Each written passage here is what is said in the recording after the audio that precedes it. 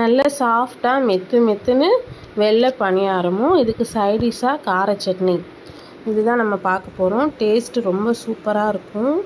நல்லா சாஃப்டாக சாப்பிட்றதுக்கு சட்னி அவ்வளோ டேஸ்ட்டாக இருக்கும். இந்த மாதிரி நீங்கள் சட்னி செஞ்சு சாப்பிட்டிங்கன்னா ரொம்ப செய்கிறது ஈஸி தான். இது செய்கிறதுக்கு நான் ஒரு டம்ளர் அளவுக்கு பச்சை அரிசி எடுத்திருக்கேன். உளுந்து இது கூஞ்ச மாதிரி ஒரு 3 கைப்பிடி அளவுக்கு சேர்த்துக்கோங்க. உளுந்து கரெக்டாக இருக்கும். சேர்த்துட்டு இதை நல்லா கழுவிட்டு ஒரு 2 மணி நேரம் ஊற வச்சுக்கலாம். இப்போ சட்னி அரைக்கிறதுக்கு ஒரு மிக்ஸி ஜாரில் ஒரு 4 தக்காளி, மீடியம் சைஸ் தக்காளி 4 தக்காளி கட் பண்ணி சேர்த்துக்கோங்க. அப்புறம் ஒரு கட்டி பூண்டு, உப்பு 3/4 டீஸ்பூன், அப்புறம் மிளகாத்தூள் 1 டேபிள் ஸ்பூன் சேர்த்து நல்லா அரைச்சி எடுத்துக்கோங்க.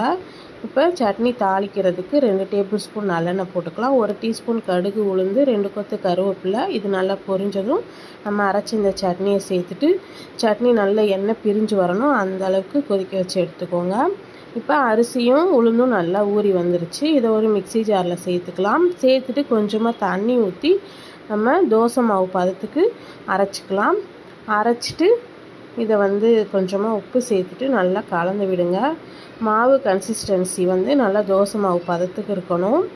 அந்த அளவுக்கு நல்லா கரைச்சி எடுத்துக்கோங்க. இப்போ எண்ணெய் நல்லா சூடாக இருக்குது. அடுப்பை மீடியம் ஃப்ளேமில் வச்சுட்டு இந்த மாதிரி ஒவ்வொன்றா நம்ம ஊற்றி பொரித்து எடுத்துக்க வேண்டியது தான். இது ஊற்றினோனையுமே நல்லா புஷ்ஷுன்னு எலும்பி வரும் பொரி மாதிரி.